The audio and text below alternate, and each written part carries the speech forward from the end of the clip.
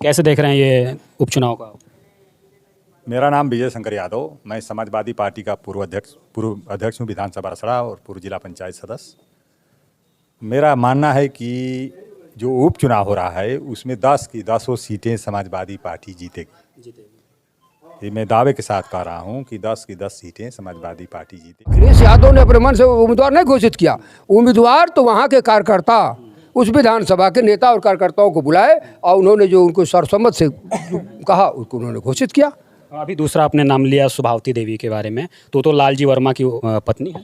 लालजी वर्मा की पत्नी है, वो उसके पहले उनकी बेटी चुनाव लड़ चुकी थी, सुभावती वर्मा। जब कार्यकर्ताओं की इच्छा हुई कि चंद्रशेखर सिंह नहीं लड़ रहे हैं तो ये अपने लड़के को लड़ाएं। अपने भाई कांग्रेस पार्टी जब बैलेट पेपर की काउंटिंग हुई, धीरे धीरे काउंटिंग होती गई तो शक लगता है कि जो ईवीएम की सेटिंग की बात आ रही है उसमें निश्चित रूप से केंद्र सरकार ने कुछ जालसाजबाजी किया, क्योंकि भारतीय जनता पार्टी भी मनहूस थी।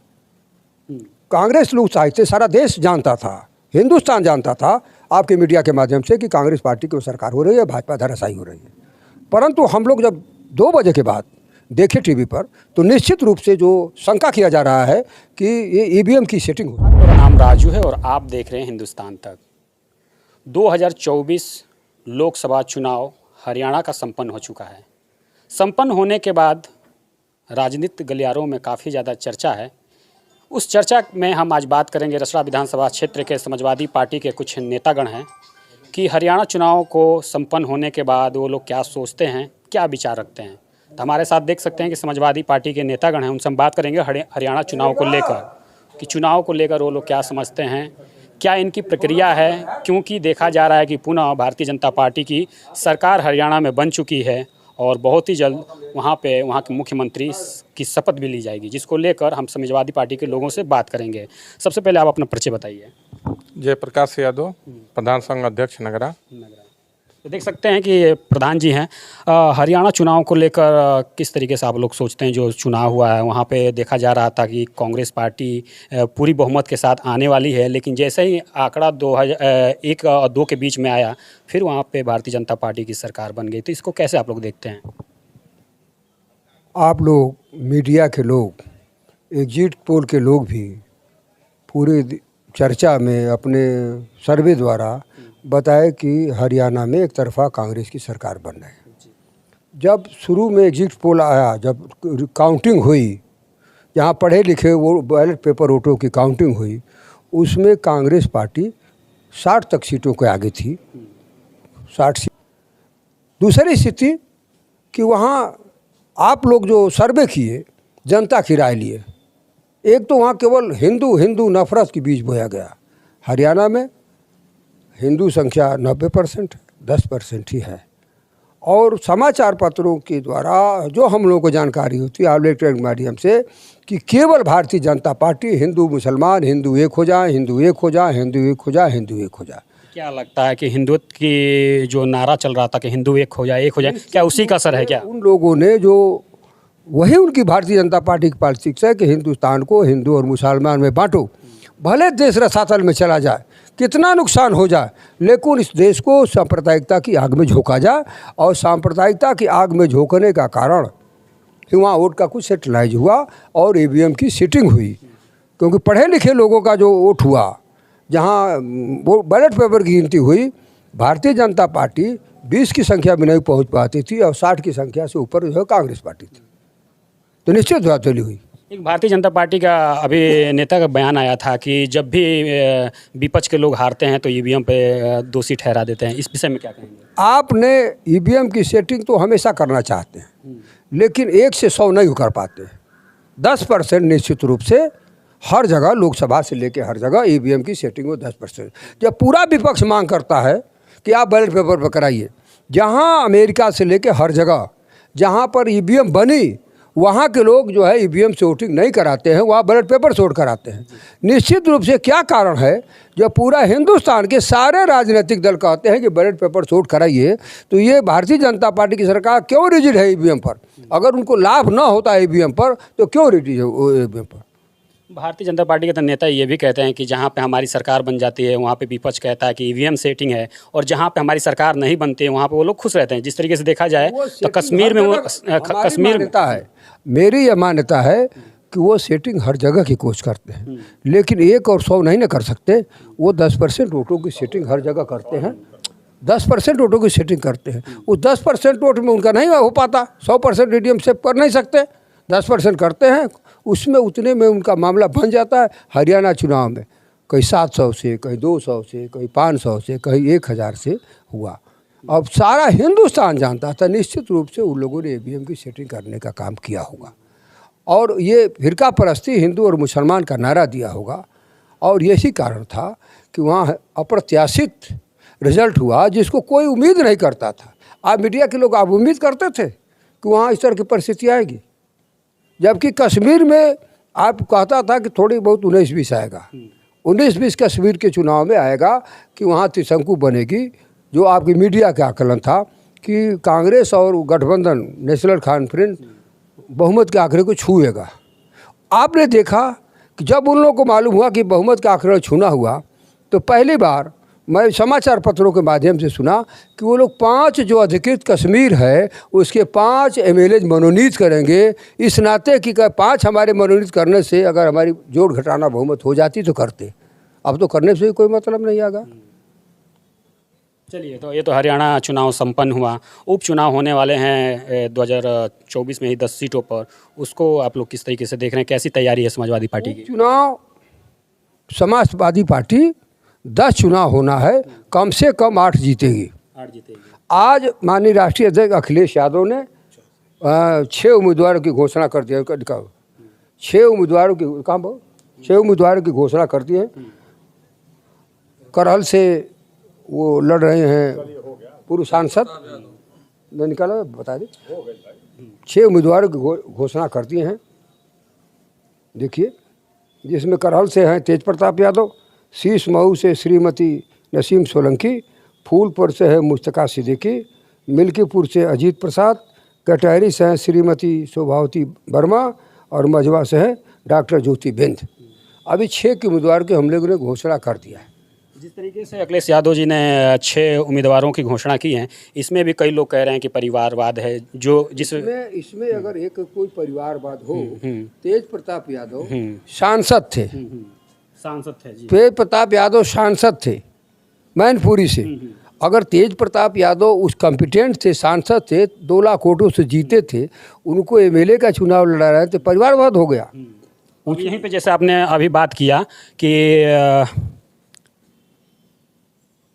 यहाँ अखिलेश यादव ने अपने मन से कोई नहीं किया, हर विधानसभा के कार्यकर्ताओं को उन्होंने बुलाया।